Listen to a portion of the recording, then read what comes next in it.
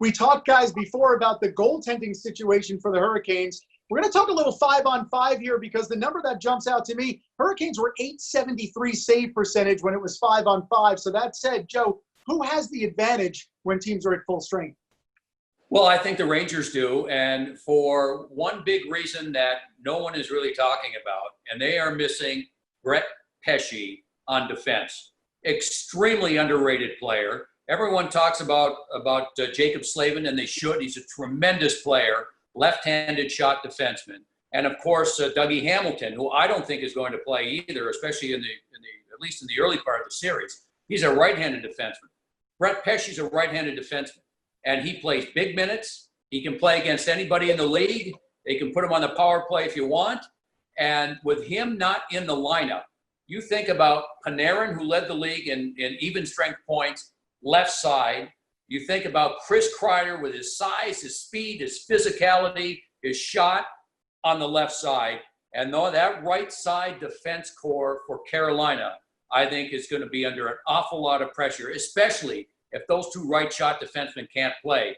I mean, we could see an awful lot of production from the Rangers left wings. Yeah. Part of that right side defense, Joe, is Sammy Vatanen, who the Carolina Hurricanes acquired from the Devils, and he hasn't played a game for them. So it'll be interesting to see how he fits in. You're right. That's a pressure point. And Brady Shea, who we know so very well, can be a dynamic defenseman and a real good all-around defenseman, but he hasn't played very much for Carolina as well. So it'll be interesting to see how that defense holds up under the pressure of those Rangers' two big lines. It's interesting with those losses, Joe, all the way. But you know what I remember about this team? February 22nd in Toronto, the Zamboni driver game when David Ayers came in. You guys remember how well Carolina played defensively in that game? I mean, we were covering a game that night, so the next day I watched it because I wanted to see how this actually happened. But they have great sticks. They close as a team. They have great team defense. So I agree with you. Losing those two guys, Pesce and Hamilton, huge losses, but they're still a really good defensive team. With that said, I like the Rangers' chances at 5-on-5 just because they're so opportunistic. And guys, for 15 years, we've heard Henrik Lundqvist after games say, you want to point to a difference so often, it's what happens on special teams. So let's dissect the power plays for each team. You've got two power plays that are similar in the way they score, but the Rangers get the definite edge if Dougie Hamilton can't play. And again, Jacob Slavin is a tremendous player, but he's not Dougie Hamilton. Dougie Hamilton is 40 points in 47 games. Gets the way he shoots the puck, the way he gets the shot through is unique in this league. So if he can't play, that certainly gives the edge to the Rangers in that department. Everybody has a plan on the power play until you get punched in the face, right, guys? And it's very interesting to see, though, Carolina, they've got a lot of the same looks the Rangers use. And the Rangers from December 27th at that holiday break through the end of the season at the pause, they had the most goals in the power play. But they also were a top 5 team at creating chances, grade A chances, the ones you're looking for in the power play. But guys, they were shooting 46% on their grade A chances, which was tops in the NHL. That's why they're scoring. But then you're looking at Carolina, they're just not as opportunistic. They get the chances. They led the league from that time period in the chances, but they didn't score as often. They were actually near the bottom. So I was surprised to see that. But look, if the Rangers can pick up where they left off, that's going to go a long way for success. Joe, conversely, the penalty kills. Carolina in the top 5 in the league. The Rangers down near the bottom. They changed their coach, so they have a new penalty kill coach in Gord Murphy. Size up the two teams' penalty kill units.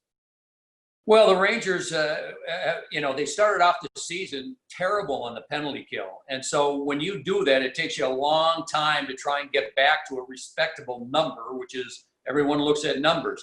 So with the Rangers, they were spotty on their penalty kill. I think part of the reason was because they used some young players as well, both on defense and up front. And it takes a while for those players to gel. With the penalty killing for Carolina, this is a pressure penalty kill. Sam mentioned Jordan Staal a little bit earlier. They win a lot of face-offs, which means that the power play unit doesn't get the puck. And so that is going to be certainly an issue against Carolina. So, that hard work that we've talked about with the way they play carries forward to their penalty killing just as well. And remember this, Carolina is only one of 3 teams in the National Hockey League to be in top 10 in both power play and penalty killing. It'll be a tough series from that standpoint. Rangers penalty killing, I think, will be dependent on the play of the pair of Mark Stahl and Ryan Lindgren. Lindgren has really come on. His quickness and speed has really improved. His intelligence on the ice, John, has been terrific. I think he's a big factor, and he and Stahl will be a big combination together on the penalty kill. The other thing with Lindgren is his physical play. They need that, and he gives it to them. And they could be a big factor for the Rangers on the PK. Michelle Gingras and I had a really good conversation with David Quinn a couple of weeks ago on his home ice show, guys. And he had talked about a project that he was working on. And he said, if the players thought that I was barking at them about stick positioning and not dropping down to one knee before the break, wait until they hear me when we get back. And I think that's an important detail, guys, because when you're closing like that, the way that you said that Carolina does defend when they're on the PK, this is something we might see a little better for the Rangers, and this might be something that we come out as a positive after this break, guys.